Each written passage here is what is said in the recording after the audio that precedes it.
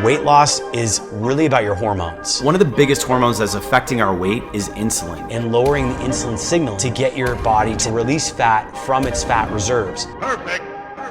Welcome to 2021. On this video, we're gonna actually montage and put together some of the best, the most watched clips we've seen on the channel in the last year and a half that are most important aspects for weight loss. A lot of people look at weight loss and they look at counting calories. They try to restrict what they're eating, cut back on the volume of the food that they're eating. The problem with this is weight loss is really about your hormones. Probably the most important thing is your hormones. Your hormones tell you when you're hungry, they tell you when you're full, they tell your body to burn fat, they tell your body when to store fat, they give you energy and they give you recovery. So it's really about managing your hormones, and I would argue that most people that are overweight or out of shape or dealing with some sort of metabolic dysfunction or obese are probably messing up their hormones, or their hormones are already messed up. And we need to get your hormones back into shape. And the way you do that is, there's multiple ways you can do it, but from a carnivore diet perspective, the way you do it is through adding up the fat intake, healthy animal fats, which are rich in vitamins and nutrients, and dropping down the carbs. Well, what do I mean by hormones? Well, one of the biggest hormones that's affecting our weight is insulin. Insulin will affect your weight loss journey because insulin signals to your body to store the excess carbohydrates into fat cells. A lot of times it packs it around your midsection in places you don't want it because you're consuming too many carbohydrates and they're not going into your muscles. I need to be eating and burning fat. That's the source. That's where I need to be functioning from. Whereas when you eat and you start out with a day and you've got more carbs like bread, toast, bagels, salads, fruit, you're now stimulating insulin. Insulin, again, needs to be stimulated because your body cannot just allow blood sugar levels to spike and stay elevated. It can damage your blood vessels, it can damage your kidneys, it can damage nerves, it can damage your overall health. You have to be sensitive to that in your body.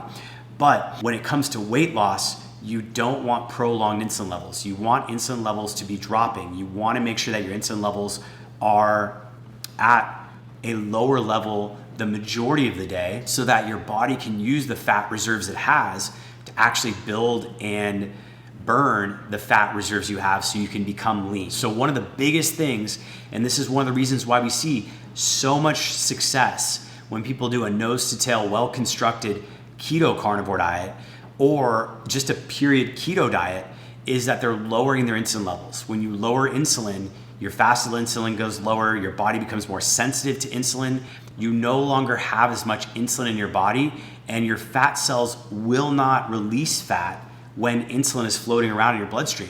You need to lower your insulin levels. So that's the big thing there. You've got to get a fat source. You've got to get comfortable with eating low carb, high fat at the beginning. Ideally for me, at the beginning of my day, when I am not doing as much cardiovascular or athletic work, but more mental cognitive work, and I just want steady energy and I'm going through my day, my breakfast is heavy fat, 75-80% fat. So number one is eating healthy fat. If you're not eating healthy fat on a regular basis and you're on a carnivore diet, you're probably sabotaging your hormones. And by that, what I mean is when we think about weight loss, most people, what they want is they want a lean physique. They want to show definition. They want to have like ripped abs. They want to have lean waistline. They want to be just really fit, and they want to have some sort of definition and lower body fat percentage. That's fine. Like everyone's gonna genetically have a bit of disposition there. But for most guys, getting below 15%, 10 to 15% is very achievable. And for most women, 15 to 20%, it's a bit of a stretch, but you can get there. So we get to a crossroad here where we talk about ketogenic diets and high fat diets that are low carb. Now, ketogenic diets have historically been defined as something where you're at 90% of your calories coming from fat. I'm not recommending that. I don't think you need that much fat in your diet.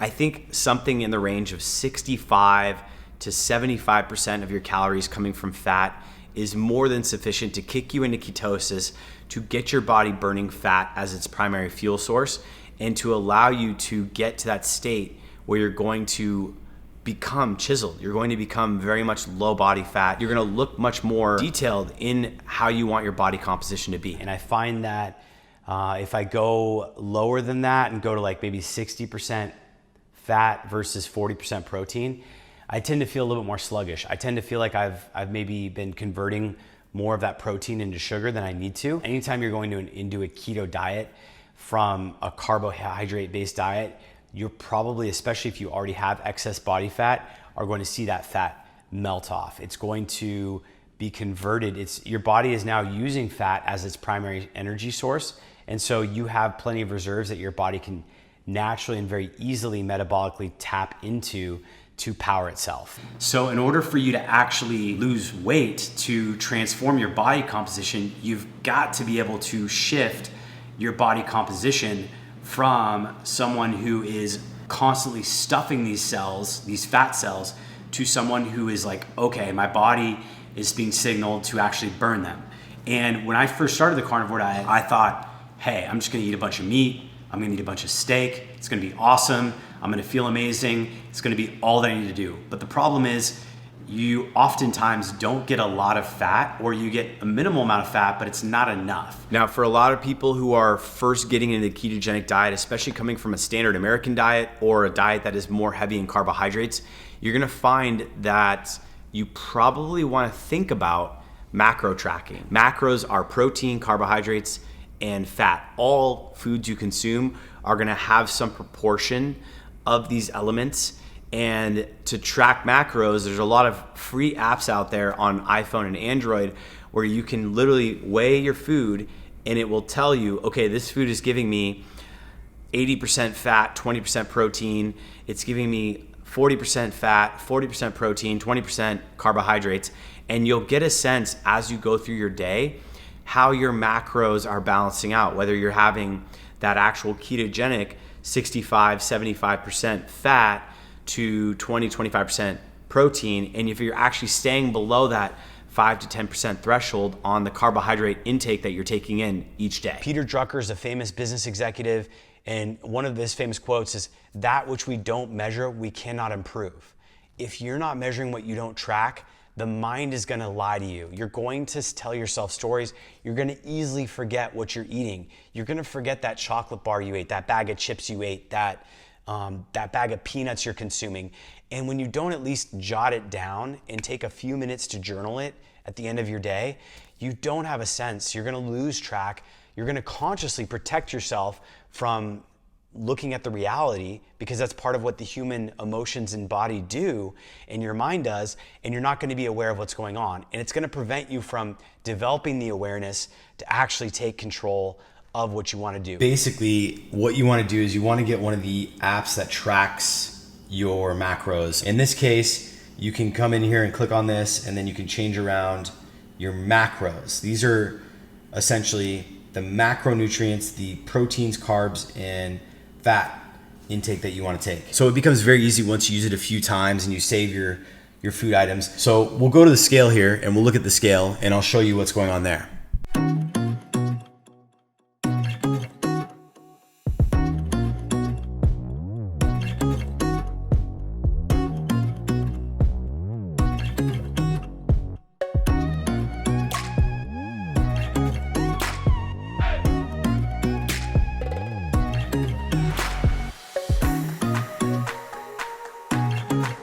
Now, for a lot of people, if you're overweight, chances are you're not working out super intensely. You're not really on a good, actionable exercise plan. Maybe you are. Maybe you're just eating bad food. I think the food itself is probably 70 to 80% of the actual challenge. And then how you exercise and how active you are is the other 20 to 30% of it. For someone like me, where I have more aggressive goals for physique building, lifting weights, building out my chest, core, my legs, and being like functional and athletic, that is one aspect of this. But the other thing I'm talking about is just getting outside and walking around. Walking for 20 or 30 minutes a day is one of the most powerful things you can do for many, many health benefits, especially when it comes to weight loss. If you're looking to lose weight, you have to be moving regularly. You can't just be sitting around. You can't just be walking to your car, driving to your office, walking in your office. You need to be going for a walk. And I would recommend at least every other day, take some time and go for a walk that's more than a few hundred yards. Just get yourself moving. You don't need to be aggressive with this. You don't have to do crazy interval training or jumps or sprints. You just need to get your body moving. But it's very powerful for getting your overall hormones, your body, just the movement of everything that you need to get the maximum amount of benefits when it comes to your goals around weight loss. Let's talk about sleep. Sleep is really important for weight loss. In fact, a lot of health goes into your sleep. And I know many people struggle with sleep quality. And if you are one of those people, I've been there. I've been in a place where I've had chronic anxiety and I've had insomnia for 6-12 months at a time. It's not a good place to be. And you can fix this. It is not a life sentence to have terrible sleep. And you can develop a belief system and confidence when you go to bed that you can sleep exceptionally well. But you've got to make changes. The details of this topic are beyond the scope of this video, but I would direct you to our website, opti-align.com. We have 2 articles on sleep. One in particular is all about sleep quality, about optimizing your sleep. And I have a book I've written, a full, peer-studied, science-backed book that I've written on the whole topic. I highly recommend you check it out if you have troubles with sleeping, because I have gone through a lot of these strategies. I've bought and read several of the big books on the topic, and personally, sleep is one of the biggest things you can optimize if you want your hormones and your weight to normalize. If you are overweight and you are not sleeping well and you have dialed in your fat and you're low carb, the next big thing I would worry about or focus on is optimizing your sleep, because sleep is where your body regulates your hormones. It's where your body recovers. It's where your body can normalize your body mass index and actually allow you to lose weight. Is your sleep melatonin production high at night? Is your testosterone, progesterone, estrogen levels, are all these hormones regulated in the right levels for your body to optimally optimize the energy you're consuming and to properly regulate? Is your insulin low so that most of the time it's fasted, it's going to be down, and your body can use the fat reserves in your fat, the fat stores, and properly tap into those to utilize and create energy for you? If you have all these dialed in, you're going to do really well, and you're going to naturally and effortlessly have more energy, look more vital, lean up, drop inflammation, and basically lose weight without really having to try to fight an uphill battle. Sunlight is another big one. People don't value the fact that humans are an outdoor species that evolved over millions of years in the outdoors. Yet in our modern lives, especially with Corona and the quarantines that are going on and people being stay-at-home ordered, people don't go out. You need to get outside. The sun is going to boost your pro-hormone vitamin D levels, which is going to allow you to produce all the hormones you need to properly function, to metabolize the fat in your body, to get the best weight loss results that you need. Get light, UVA, UVB spectrum light from the sun. We are a species of animals that evolved outside. We are meant to experience sunlight. We are meant to experience full spectrum light. Despite what dermatologists would have you believe, it is not unhealthy to get sun exposure. Yes, you do want to be careful. You don't want to get acute, damaging, burning sun exposure, but chronic, titrated, gradual exposure that doesn't burn you is important to get. I recommend typically getting 30 minutes of natural outdoor light at a bare minimum. I typically take my business calls and my sun calls, and I try to take some of my breaks in the middle of the day outdoors on my sun deck. I live in a place where it's very warm in the southern part of the United States. If you're up north where it's colder and you can't do that, I understand. Look at ways to get some sun exposure from a tanning bed.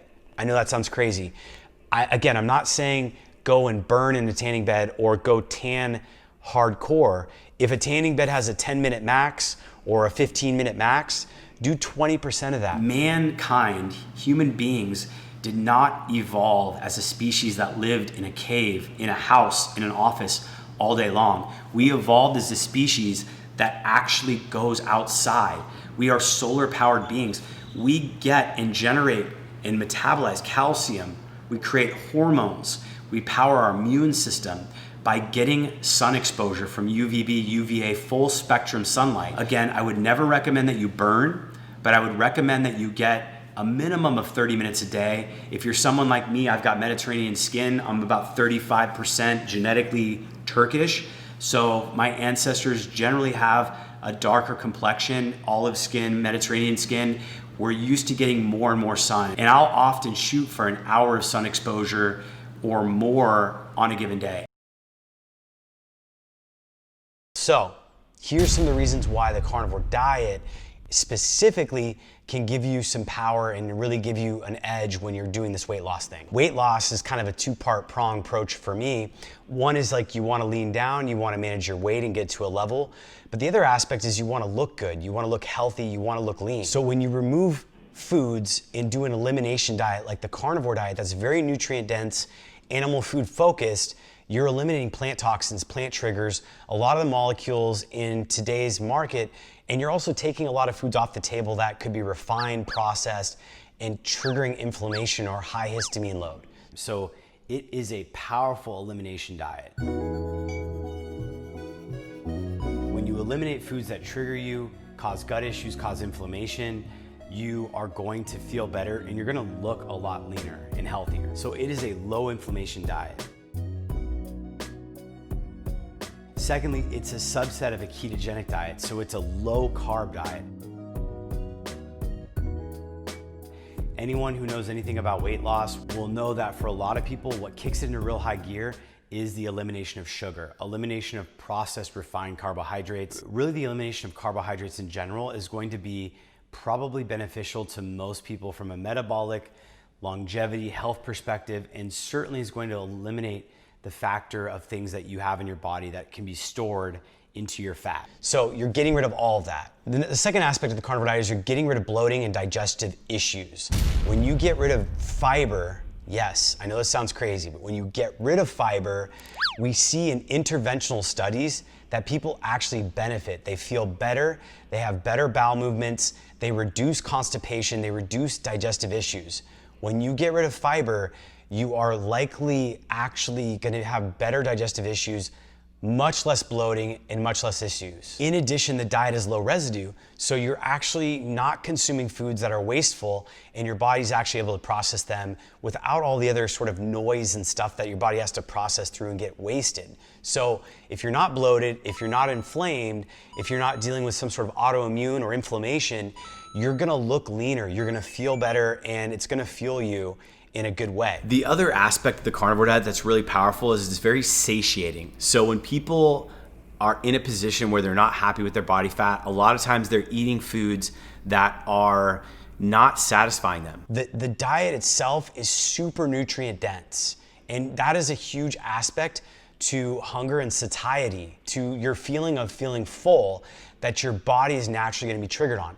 If you're eating carb heavy potato chips that are processed, there's not a lot of nutrition in there, but there's a lot of calories. And so you're constantly bombarding your body with food and calories, but you're not giving your body the nutrients, the vitamins, the minerals, the full complete essential amino acids from protein that your body wants. And so your body doesn't feel full when you snack on foods like that. It's delicious, it can be great for the soul, but it's not something you want to be consuming on a regular basis.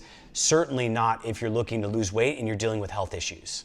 So when your body eats and gets the vitamins it needs, whether it's vitamin A, whether it's B vitamins, C vitamins, folate, vitamin D, when it gets all these minerals and nutrients in ample form, it tells you, oh, I'm not hungry anymore, and you don't eat as much. You're literally full. And I've heard this from a number of people on the carnivore diet.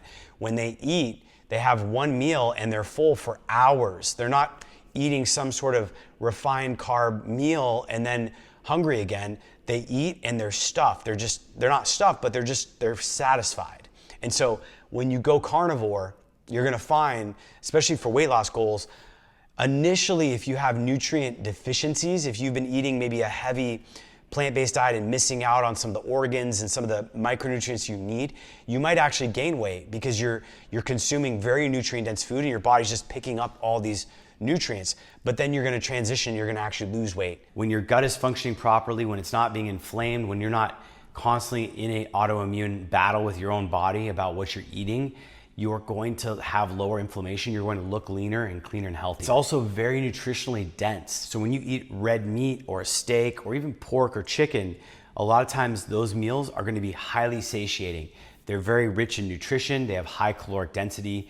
You're also eating a lot of fat, so you're getting a lot of the nutrition that you want, that your body really can utilize. Because these meals are much more full calorie, not empty calories like what you would get from like eating fruits and some vegetables where there's just not a lot of vitamins and nutrients in them, and they're just empty calories that are basically bumping up your overall calories without actually giving you nutrition.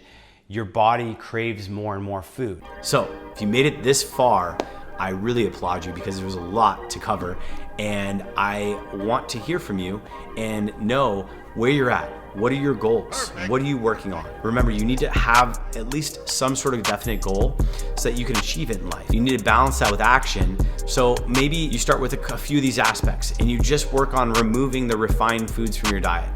You know, the biggest lever is probably the carbohydrate reduction, adding in exercise, moderating your sleep, and then getting sun. If you can do those kind of things and you can work on each of those and just add a little bit at a time, slowly over months, you're gonna see that your results are going to transform. And so what is your goal? What are you gonna be working on? And put in the comments below how your journey has been. If you've played with ketogenic diets, if you've done a carnivore diet, share with people if you're already having success, so you can give them that confidence, that testimony that they can do this themselves. And I appreciate you all for watching. If you're new to the channel, hit that subscribe button, hit that like button, share this video with someone if you think it'll be helpful for them, and I will see you on the next one.